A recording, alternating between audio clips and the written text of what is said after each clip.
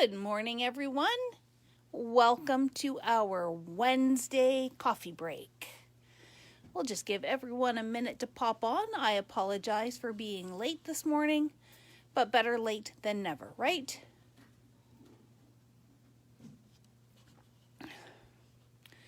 There we go. There we've got some people popping on. Good morning, good morning. Let's see if I can add a little bit of light. That didn't really seem to do a whole lot, so let me just leave that off. Good morning, everyone. Thank you for tuning in this morning. My apologies for being late. We just had some stuff happen here in the store just as I was trying to get set up, and I just needed a few extra minutes. So we got to roll with the punches, and the sunshine out there is certainly making it absolutely worth everything. So happy Wednesday, happy hump day. We are halfway to the weekend. Woohoo! This week on the coffee break, we are answering your questions. And two of the questions that we got asked on our little post were somewhat ink related. And so I thought I would talk about both of them today. They are not meant to be totally exhaustive. One of the questions, which I believe was from Lisa, I meant to double check that. I think Lisa, you asked what was the difference between Wow embossing pad and Versamark. Excuse me. So we'll talk a little bit about that, and I will do a little bit of embossing, but I'm not going to go into a whole 101 on embossing. We're going to just mostly talk about the different inks. And maybe that's a good topic for a future coffee break, and that is definitely something that's been on my list. So maybe if it gets cold again this weekend, which it's supposed to, I can try and prep some of that for next week. The other question that we got asked was by Donna, and she was asking about stamping on acetate. And that is where this ink called Stazon comes into play. So I'll give you some tips and tricks with Stazon, and we will talk about that as well. So now that we've got a whole bunch of you signed on, let us start with embossing ink. So I'm going to take a step back. If you are not familiar with heat embossing in general, what it is it is a process whereby you apply an ink or something sticky to your paper surface, and then you use a heat embossing powder. I just happened to grab black and clear from my stash at home, but there is every color of the rainbow, there is glitter, there is glow in the dark, there are so many different kinds of embossing powders out there. And again, it is just very much a powder that you sprinkle onto your stamped image or your inked up area, and then you use a embossing heat gun. It is a tool. I'm going to bring mine over here. This is my old one from my previous life, but most of them look very much the same. Diane, you're absolutely right. It is absolutely like magic.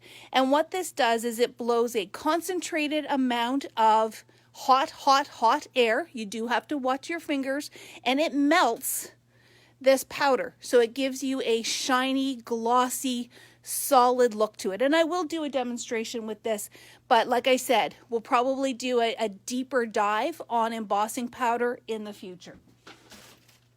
One question I do get asked a lot is there is also the Ranger Heat It tool, and it looks much more, see if I can get the cord to reach, much more like a little hair dryer.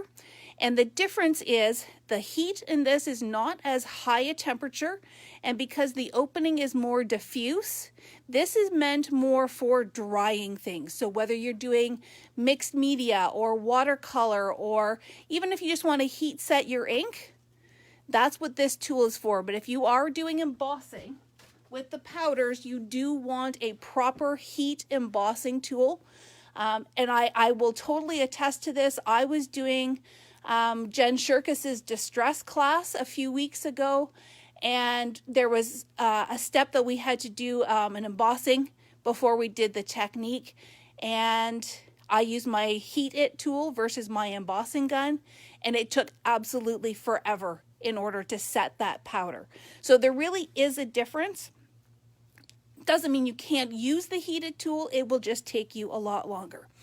Anyways, let's come back to the question from Lisa, which is, what is the difference between these two pads? So, a Versamark pad, and this is the one that I have used for years and years and years, because it was really the, well, I don't know if it was the original one, but it's the main one that I learned with many, many years ago when I started heat embossing. There are a few other brands out there, but Versamark really was the industry leader for a long time. And it is called a watermark stamp pad. So what that means is it's essentially a clear ink pad. And you could use it as simply a watermark, that if you just wanted a really subtle pattern on your ink, or just something that has a little bit of a shimmer. I'm just using a single stamp here. It does have a bit more of a squishy pad, and it will be sticky, so you do have to be careful. You can see how that sticks. But then when I stamp it down, and again, it's really subtle. Oh, there you go. You can sort of see it. Just can't even get the right light here, or maybe it's just my poor old eyes, kids. You can see it really subtly there, and it really is meant to be more of a watermark than something that really jumps out at you. Now, I will say in my crafting experience, I have primarily used the Versamark for embossing. I have not really done this watermark treatment. Oh, there we go. There you can see it. I just haven't had a need to do a watermark kind of treatment, but this has been a really versatile type of ink pad. It also does come in a mini cube if you like it for travel, or maybe you just want to try it out. You don't want to do the big pad. And lastly, there is a re-inker that you can get to rejuice this pad. Now, from an embossing standpoint, the reason why this guy got developed, and he is from Wow Embossing, so they do a lot of the powders that we carry. Thank you, Susan. Susan saying the watermark shows up better on colored paper. I just don't have any in arm's reach, but definitely we can try and do that at another time. So Wow came up with the embossing pad, and really the primary difference between a Wow embossing pad and a Versamark is your dry time. Because the Versamark is something that if you are using it as a watermark, you want it to dry fairly quickly so you don't get those fingerprints and smudges. When you're embossing, you do want a little bit more dry time so that you can get your powder on. And I watched a couple of videos, and the one lady said that she has actually stamped with the Wow embossing pad and even left it overnight. And when she came back the next day, she was able to sprinkle the embossing powder on top, have it stick beautifully, and away you go. So that really is the primary difference between these two products, and I would hazard a guess that that's the difference between Wow and any of the other watermark brands, is that it has a longer dry time, so it gives you a little bit more time to play. Maybe you want to switch up your powder and it's across the room. Maybe you stamp and then you forget about it and you find it the next day, you can still use it. That is the primary difference. Now, just to close the loop, and because this is dry, I can't really go and put powder on it now. I've missed my window on that one, but I'm going to take the same stamp. Let me just quickly clean it up. So I generally clean my Versamark the same way I would clean water-based ink. I use my stamp chamois or a baby wipe. If you find that you've used it a lot and it is really sticky, I would go to your scrubby. This is an all-natural soap that has a really nice, soft, can I get it open? It's Got a really soft little plastic scrubby on it, and you can really get into nooks and crannies. And I brought this up actually for the next thing we're going to talk about, but I really love the scrubby for cleaning my stencils, cleaning my stamps, and it's fantastic. So you're very welcome, Darcy. I'm glad this is helpful. Like I said, we will do a deeper dive on embossing.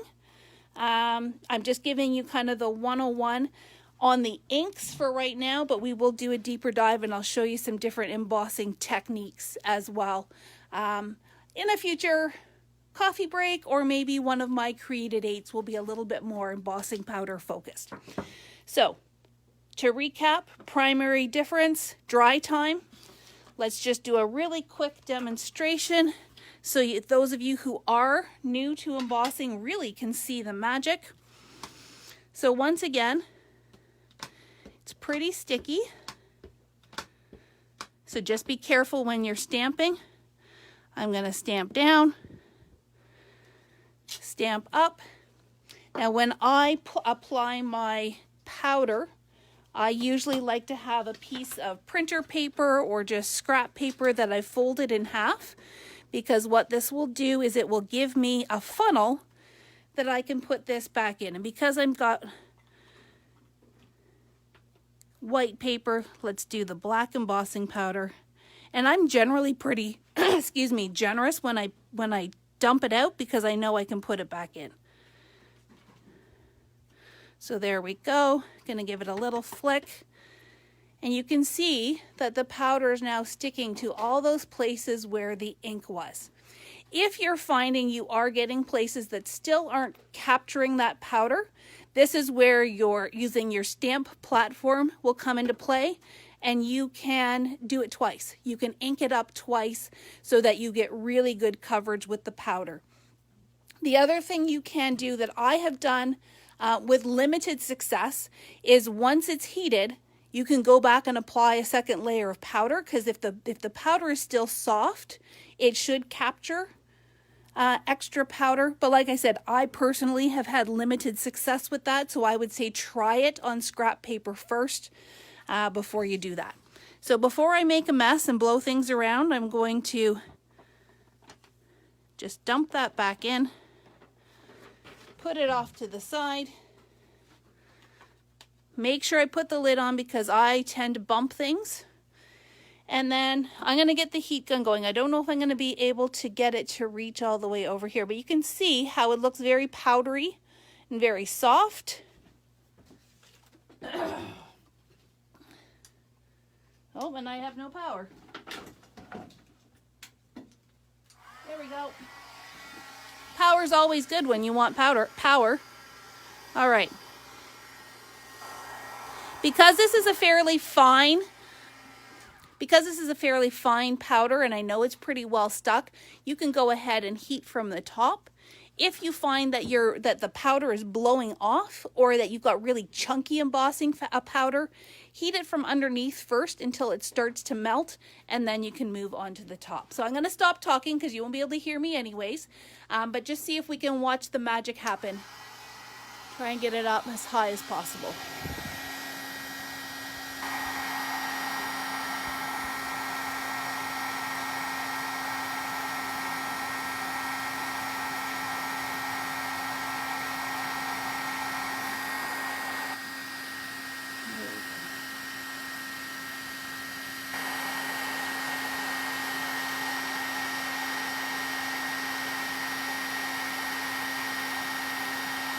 There we go.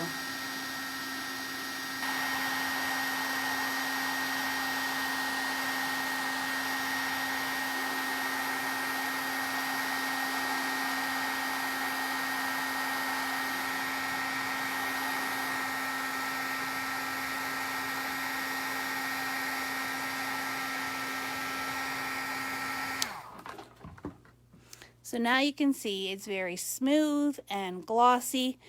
Take a look, and again, it's going to be hard to show on the camera. I also, once it's cool, I like to go over it, because if it's still powdery and it hasn't melted, you can feel it and go back in and heat set that again. But look at how pretty and shiny that is. So that's how the embossing inks with heat embossing powder work. If you have any questions, if you're watching this on replay, or if you think of something later on, if you're watching it again, just drop your questions in the comments. Please tag me so that I see it. I don't always see every single comment, but like I said, we will do a deeper dive on embossing powder in the future. All right, on to question number 2, which is about stamping on acetate. Let me just, the one thing I didn't think to bring is my little mini glitter vac, because he could vacuum up all this little extra powder that has fallen off. For right now, I'm just dumping it on the floor. Because, you know, we work in a craft store, so that's where a lot of stuff ends up. All right, so the second question from this one time from Donna is about stamping on acetate. And stamping on things like acetate, glass, sometimes vellum even, non-porous surfaces can be really tricky, because if you just use a water-based ink, it's not going to set on these non-porous. Water-based ink, pigment-based ink, they all work because they sink into the fibers of the paper and set in those fibers.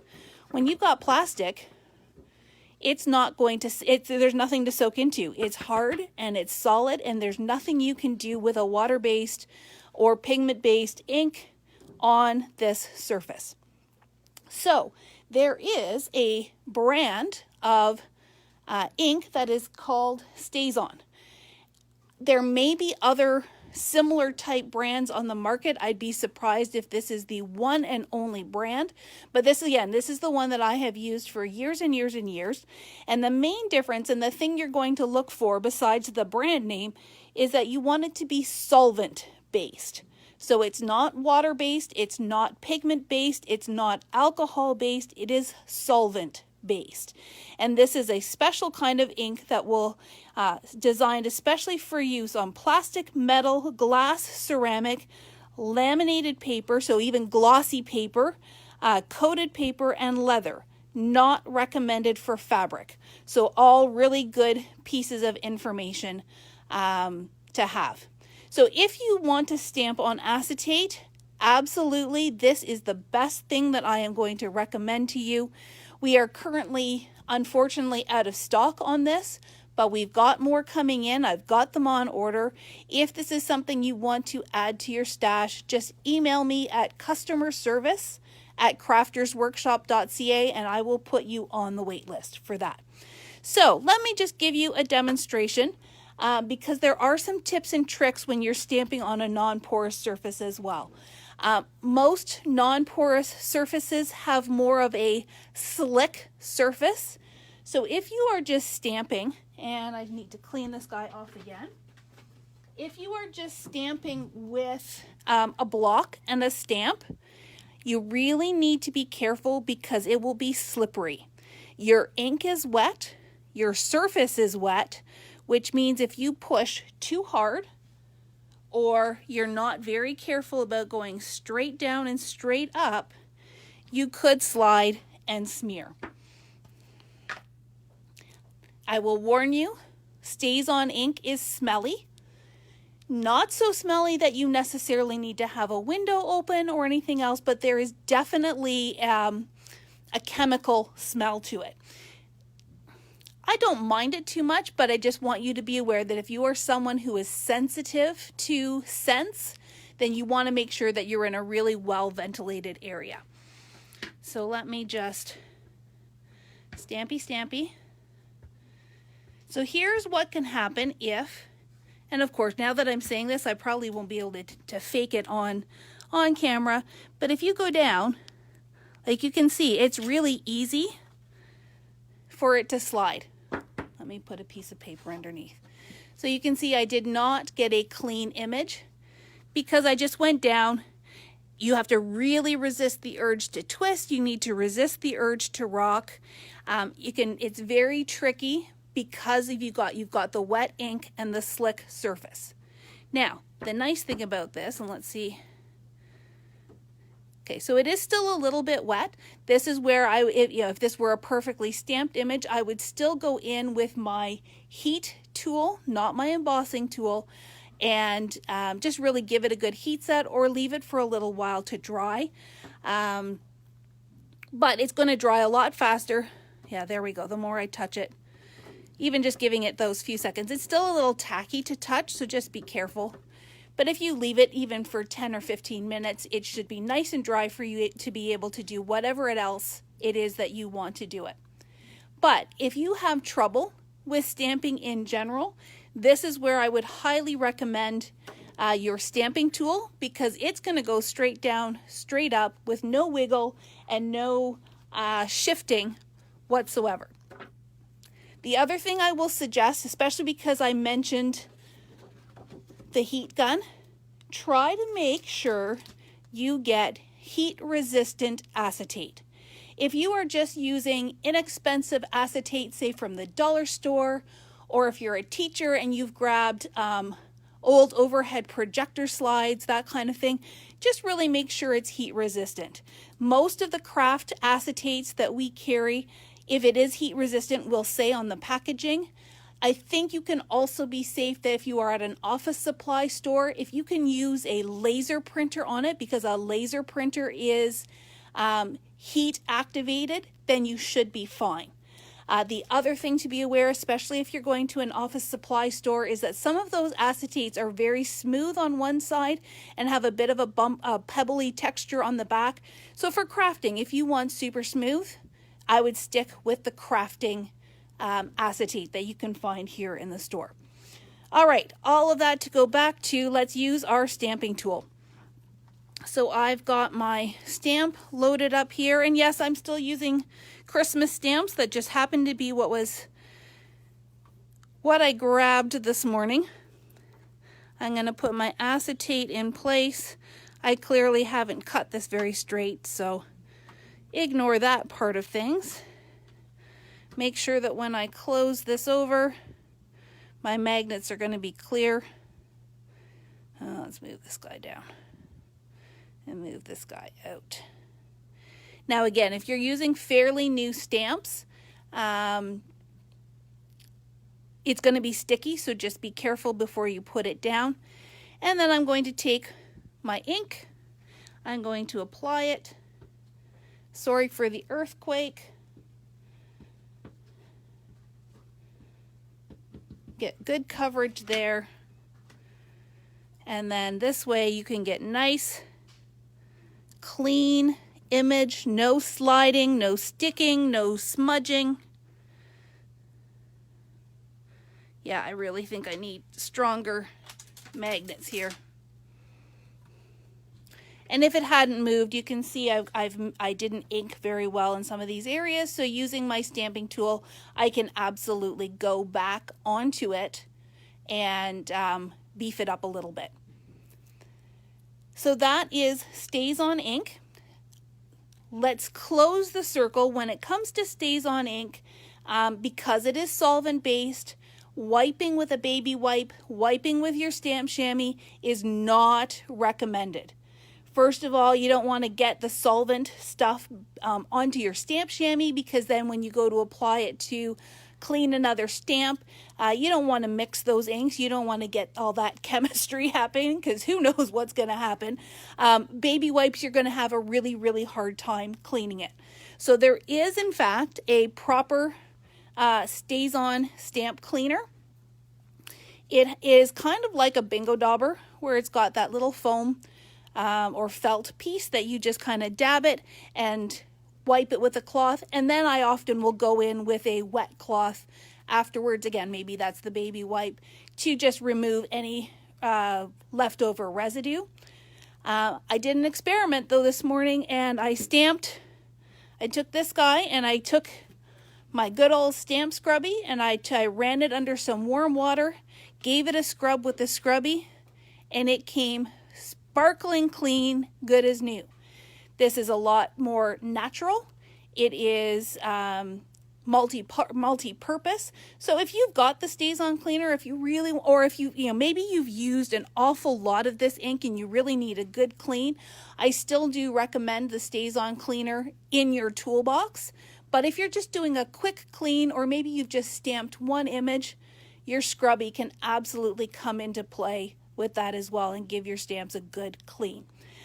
Again, with the Stazon, I would not recommend you stamping and then leaving them overnight to clean, because they really will stick in and stick to all of that polymer in your stamp. So try your best to clean them right away, which is part of the reason why I did this one second, so I can go and clean them properly.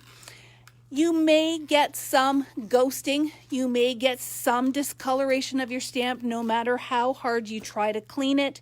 It is not going to affect the functionality of your stamp. It will still work perfectly. It just may not be as pretty as when it was nice and clean and crisp and clear. So there you go. One last thing I'm going to tell you, which was going to bring these guys together, especially if you are using heat resistant acetate, is that you can use the Wow on acetate. So you could go ahead and you could stamp your sentiment with your embossing pad. You can sprinkle your heat embossing powder on here, and you can then heat set it. So again, making sure that you are using heat resistant acetate. And you do have to be careful. You don't want it to be, you know, super close. You don't want to direct your gun right at it. Give it some space. I've also seen a technique where you put a little piece of parchment paper over it too. That just helps to kind of buffer the heat. May give you some funky texture. So all different things you can try with your acetate and the two kinds of inks that we talked about today. So not too bad for being a few minutes late. We're still good for time. Hopefully that answers your questions on those two different types of ink, and we will have more answers to your questions the rest of the week. I've got a couple things planned. I know there have been some requests, and if you have questions that we haven't covered yet, find that post. I believe it is pinned in the announcements. You can look for the post that has the mailbox on it, and in the comments, just post your question. Say, I'd like to learn more about embossing, or I'd like to learn about distress inks, or I'd like to learn about I don't know, I can't even think of anything anymore. How you make your coffee. It does not have to be crafting related. It could be about behind the scenes stuff. It could be about personal stuff. Your questions give me ideas, so I'm happy to share. All right, ladies, you have a fantastic Wednesday. Happy hump day.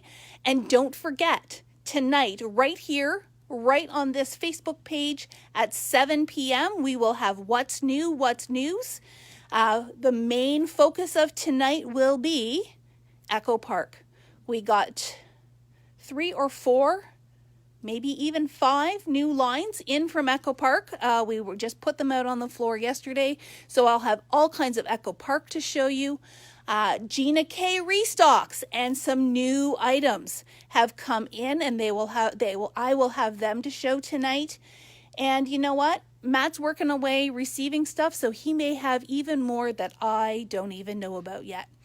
So have a great day. We'll see you tonight at 7, and then we'll be back here at 11 tomorrow for our next coffee break. Have a fantastic Wednesday, everyone.